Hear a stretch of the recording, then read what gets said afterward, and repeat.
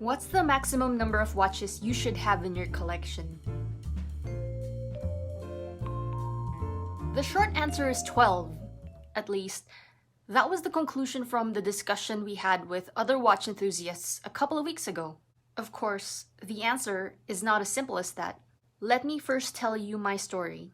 My watch purchasing strategy in 2019 and 2020 was based around the budget.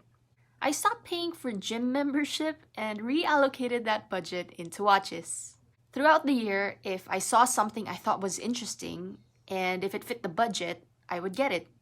It didn't help that I had the YouTube channel as an excuse to buy stuff that I didn't really need, and that's how I ended up with over 30 watches.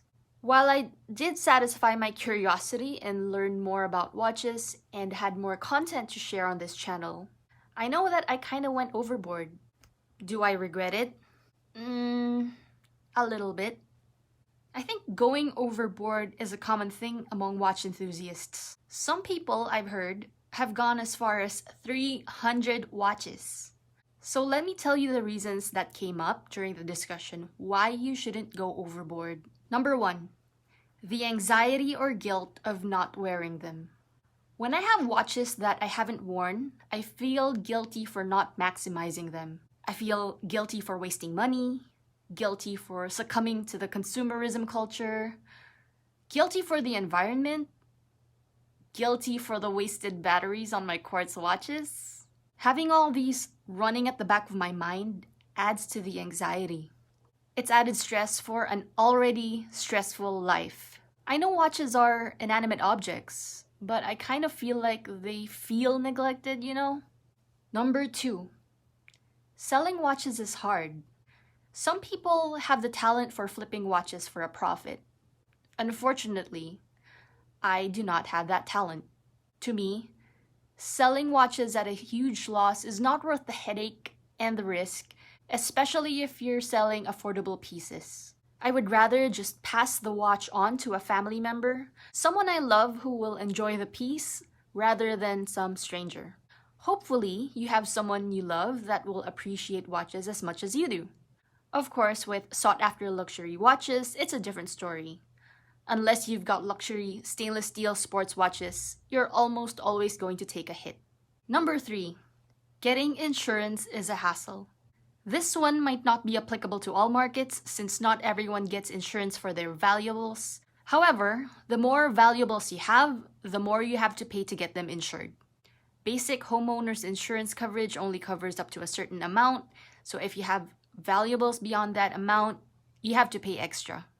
So, going back to the short answer at the beginning of this video, if you're just starting out and you haven't experienced enough yet to know what's your maximum, don't go beyond 12. It's so easy to fall into the trap of constantly wanting new things, especially with the flex culture on social media and with the constant new releases being hyped up. So how do you stop yourself from going overboard? Number 1, have an exit plan before you buy a piece. If you're done with it before it breaks down, are you going to sell it? Are you going to give it to someone? Are you willing to take a hit when you sell? Start with the end in mind. Once you've reached your personal maximum, follow the 1 in, 1 out rule. If you have a watch box, use that as a limit. If it doesn't fit, don't buy it. Finally, don't fall into the trap of buying a type of watch just because you don't have one yet. Not all occasions are applicable to your life.